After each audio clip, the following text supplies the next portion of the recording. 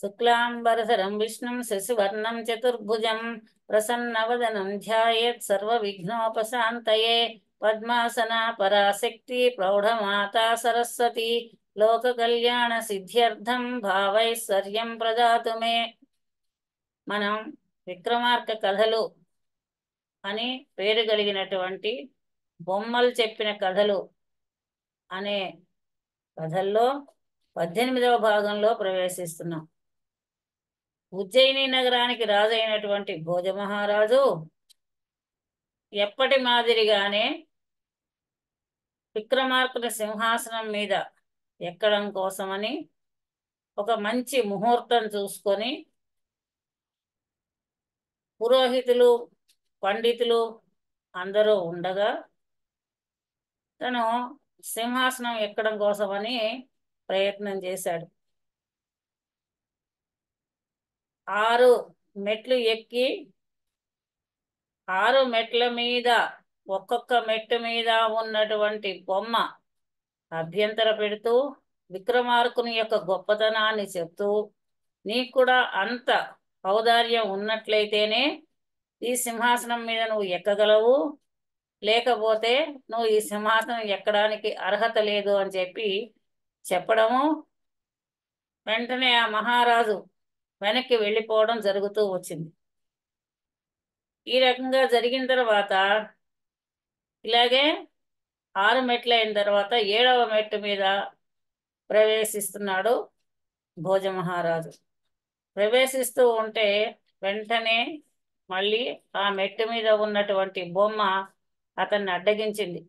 రాజా, నువ్వు ఈ సింహాసనం ఎక్కడానికి తగినటువంటి సమర్థుడివి కావు. విక్రమార్కుని అంత గొప్పతనం నీకు కూడా ఉంటేనే ఈ సింహాసనం ఎక్కగలవు అని చెప్పింది. అనేసరికి ఆ రాజు ఆ విక్రమార్కుడి యొక్క గొప్పతనం ఏమిటో చెప్పమని చెప్పి ఆ బొమ్మను అడిగాడు. ఆ బొమ్మ చెప్తోందనమాట విక్రమార్కుడి యొక్క గొప్పతనం ఏమిటి అనేది. మధ్యే సముద్రం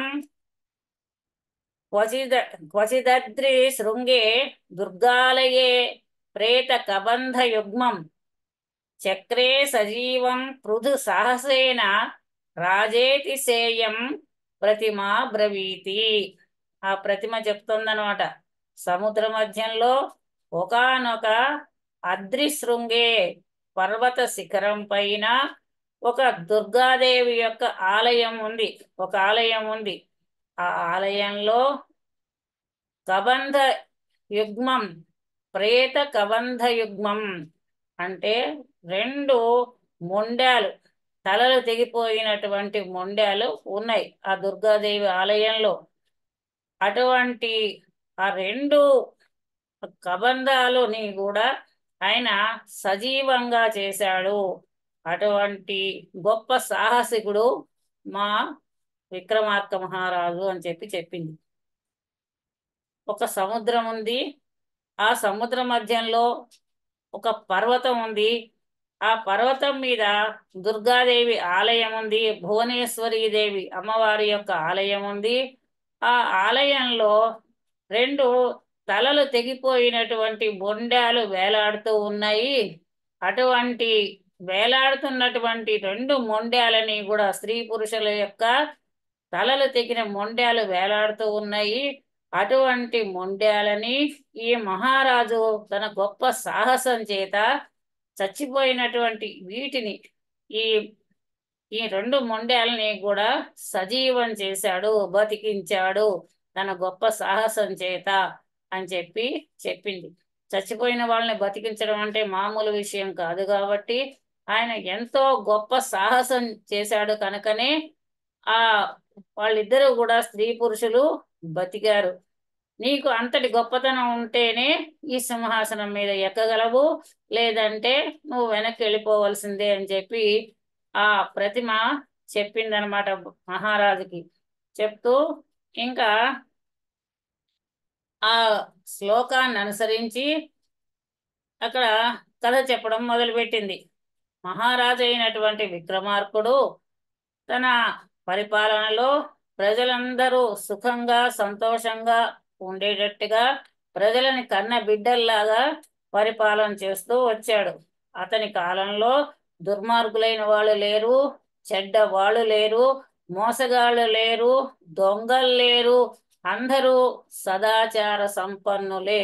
అంటే రాజు ఉత్తముడైనటువంటి వాడైతే రాజ్య పరిపాలన సంతృప్తికరంగా ఉన్నట్లయితే, అందరూ తృప్తిగా జీవించేటట్టయితే ఏ రకమైనటువంటి అరాచకాలు కూడా జరగవు అని చెప్పి చెప్తోంది ఈ బొమ్మ.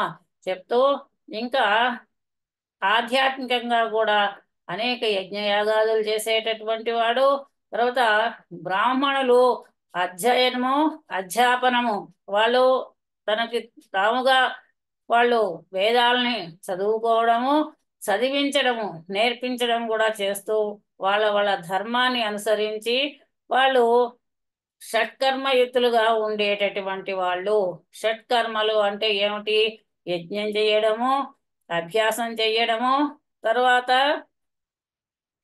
అధ్యయనం చేయడము, అధ్యాపనం చేయడము, దానము, ప్రతిగ్రహము అనేటటువంటివి. దానం చేయడము, దానం తీసుకోవడం, అధ్యయనం చెయ్యడము, అధ్యాపనం చేయడం, తర్వాత యజ్ఞం చెయ్యడము, యజ్ఞం చేయించడము, ఇవన్నీ కూడా షట్కర్మలు అని అంటారనమాట.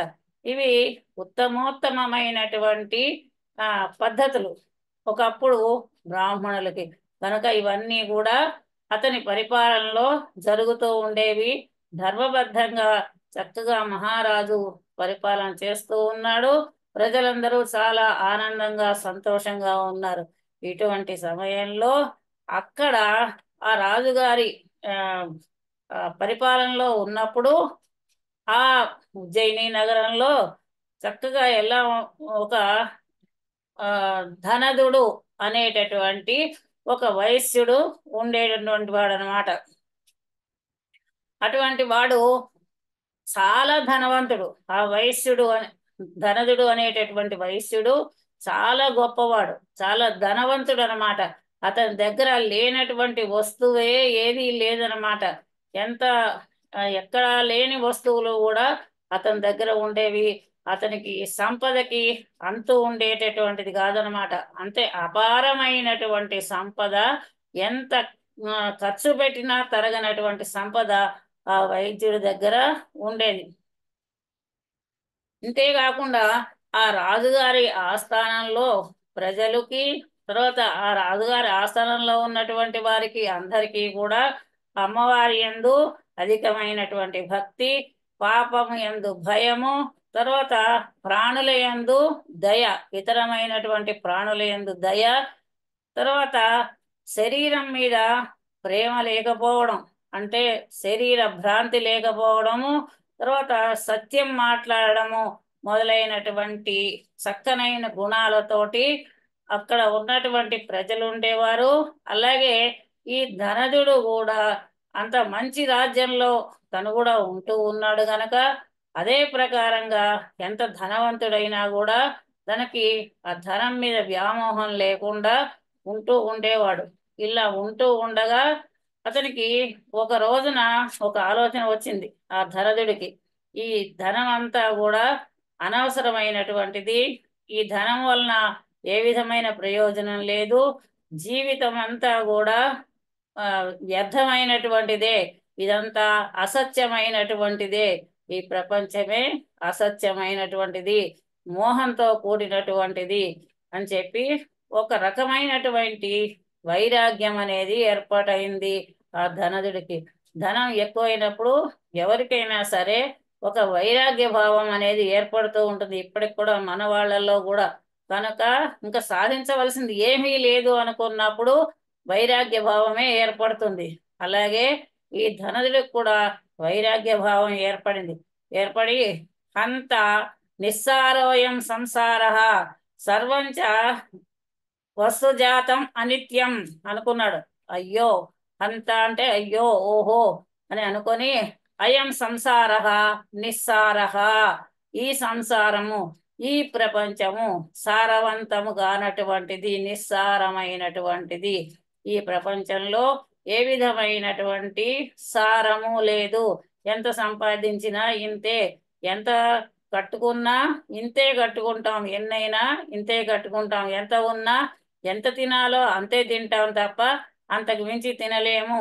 కనుక ఇది ఈ ధనము ఇదంతా కూడా నిస్సారమైనటువంటిది, వృధా అయినటువంటిది. ఎంత కూడబెట్టినా కూడా ఇది అనవసరమైనటువంటి సంపద అని అనుకున్నాడు.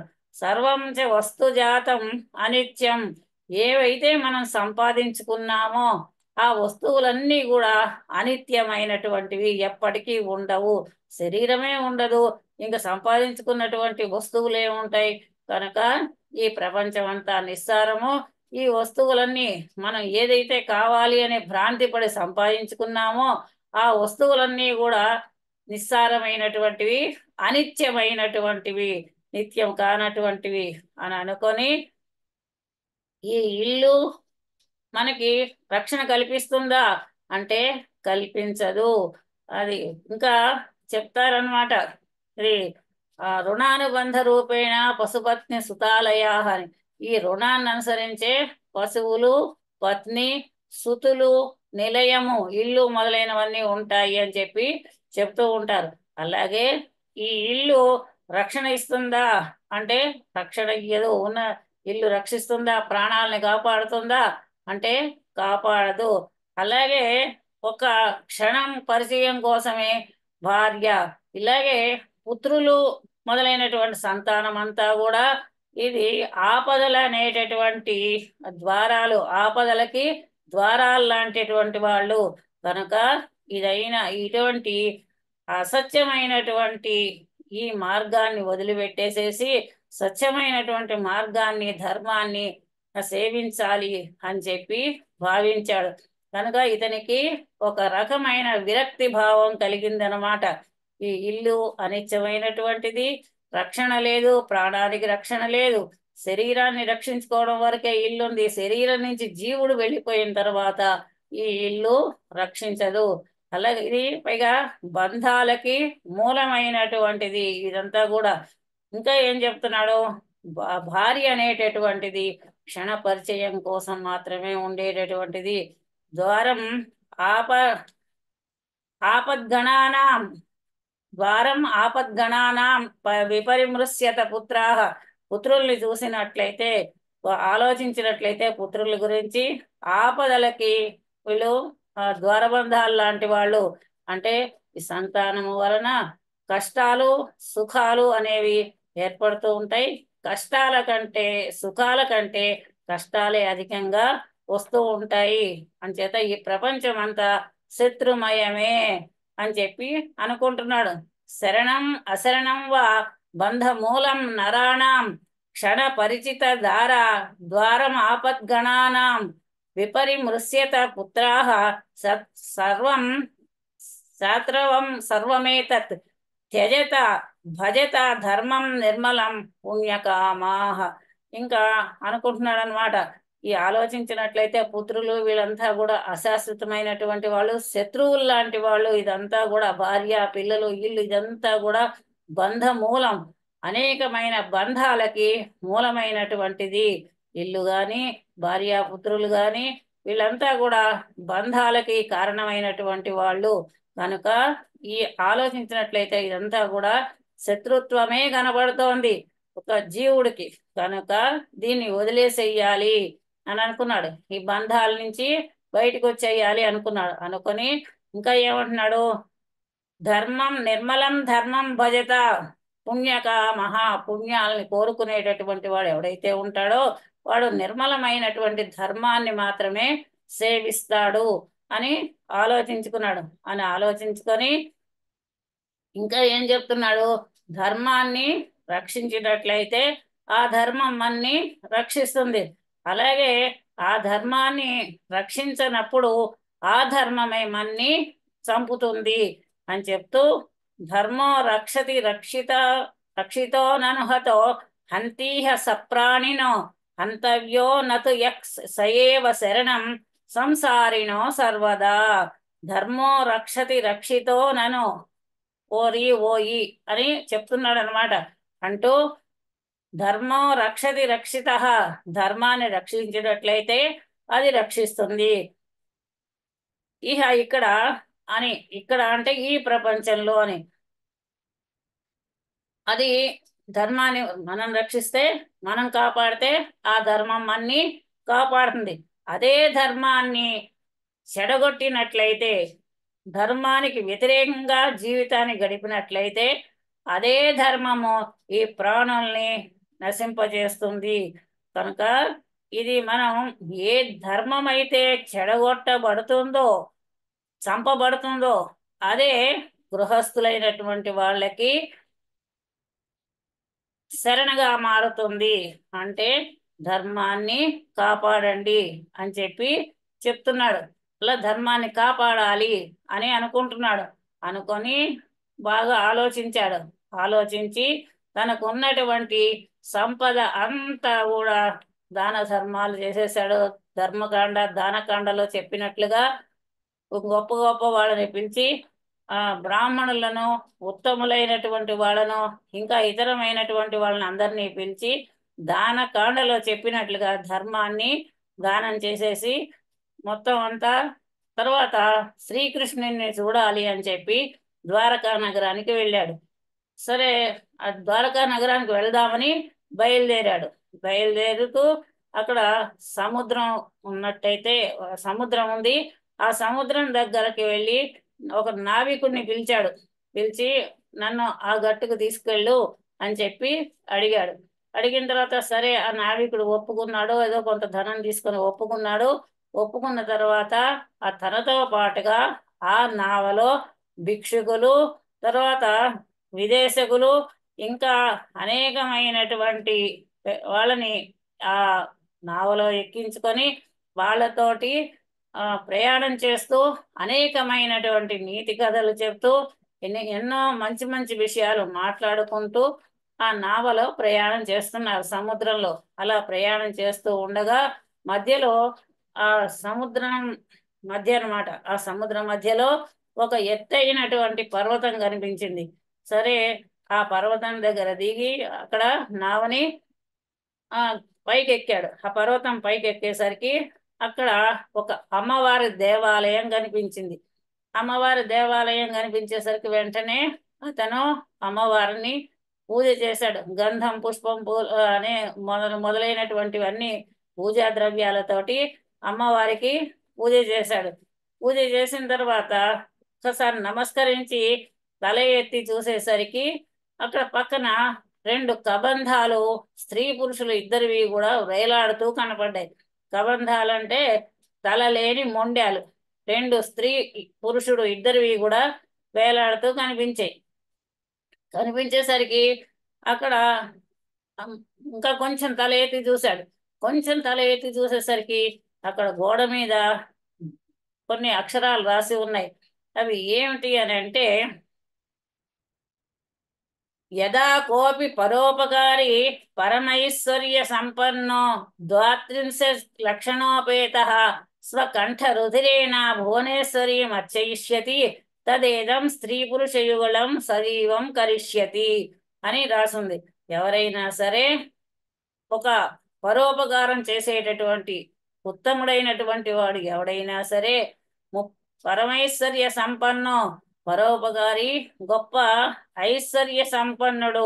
ఐశ్వర్యం అంటే గుణాల చేత, ఉత్తమ గుణాల చేత, ఉత్తమ గుణాలు అనేటటువంటి ఐశ్వర్యం చేత సంపన్నుడైనటువంటి వాడు, 32 లక్షణాలతో కూడినటువంటి వాడు, ఆయన ఉత్తమోత్తముడు ఎవరైనా సరే తన కంఠ రక్తం చేత ఈ అమ్మవారిని పూజించినట్లయితే, అమ్మవారిని సేవించినట్లయితే, అంటే తనను తను బలి ఇచ్చుకున్నట్లయితే వెంటనే ఈ స్త్రీ పురుషులు ఇద్దరూ కూడా సజీవంగా మారతారు, వాళ్ళు ఆ బతుకుతారు అని చెప్పి ఆ గోడ మీద ఆ అక్షరాలు రాసి ఉన్నాయన్నమాట. ఈ విషయం రాయబడి ఉంది.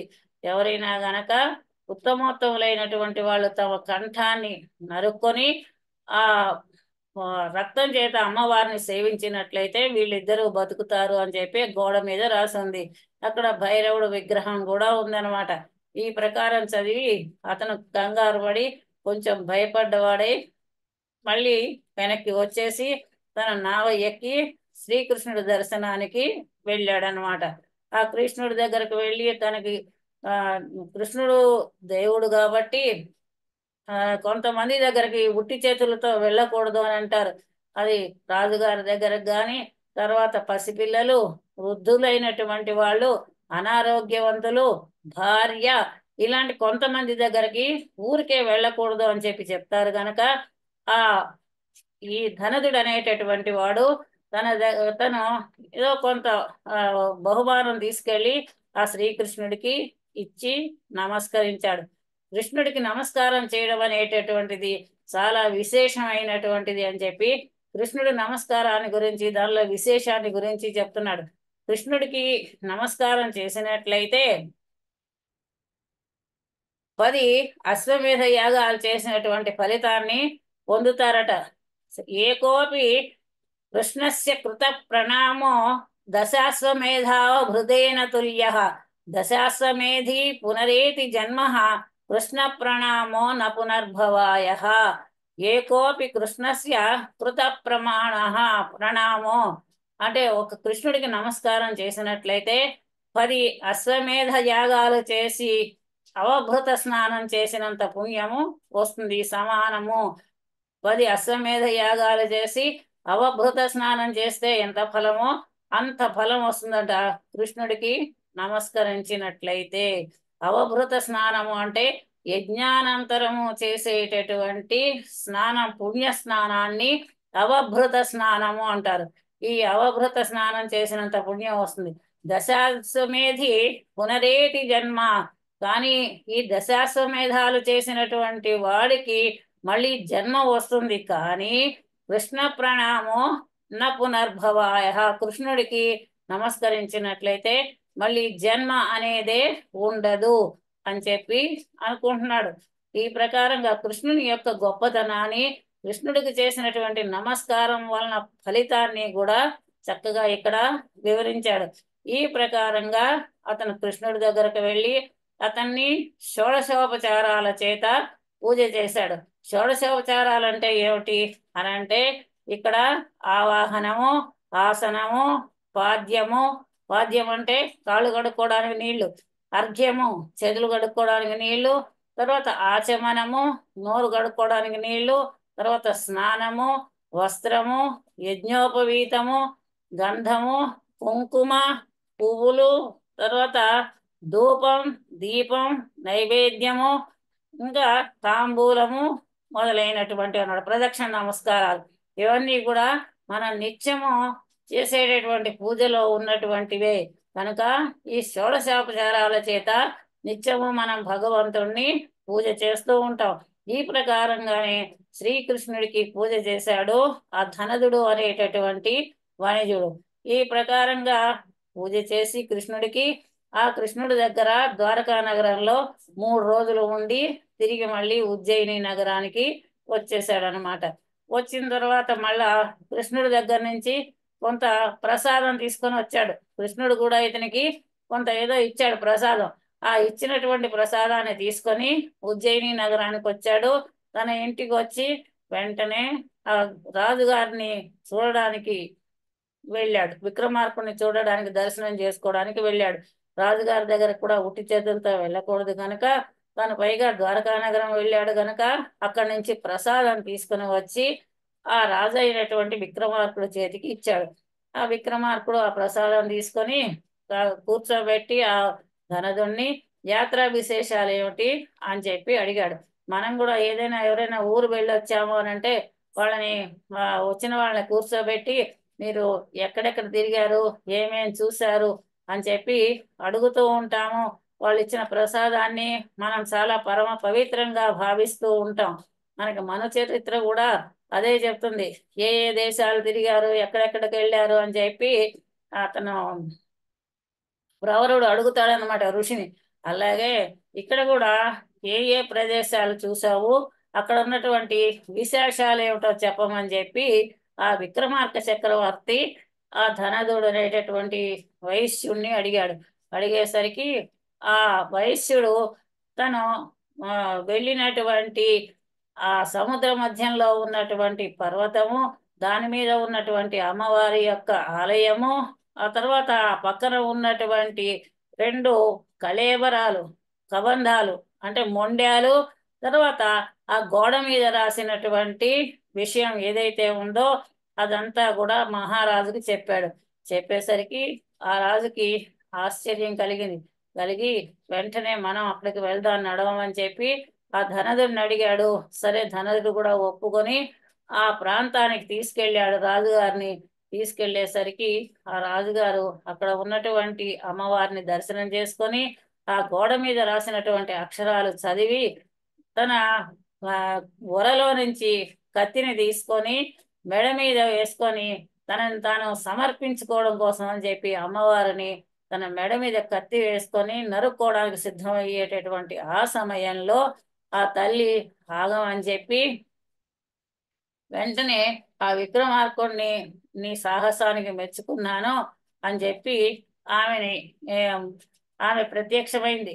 ఆ విక్రమార్కుడిని అతని సాహసాన్ని ఆపివేసి ఆమె ప్రత్యక్షమై నీకేం వరం కావాలో కోరుకో, నీ భక్తికి నేను ప్రసన్నురాలనయ్యాను అని చెప్పి అమ్మవారు అని చెప్పింది. అడిగేసరికి వెంటనే ఆ రాజు తనకి తానుగా ఏది కావలసినటువంటి వస్తువు స్వార్థంగా ఏది అడగలేదు. అడిగితే మరి అతను విక్రమార్క మహారాజు కాదు కనుకనే, అంత గొప్పవాడు కనుక వెంటనే ఈ స్త్రీ పురుషులు ఇద్దరిని కూడా వీళ్ళు ఆ ఆ వాళ్ళు కోరినటువంటి ఆ రాజ్యాన్ని వాళ్ళకి ఇచ్చేసేయమని చెప్పాడు.